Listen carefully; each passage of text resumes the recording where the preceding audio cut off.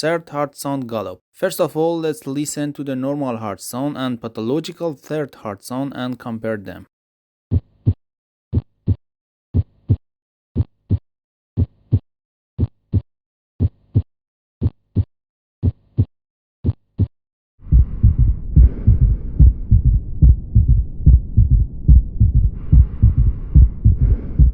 The patient position should be supine.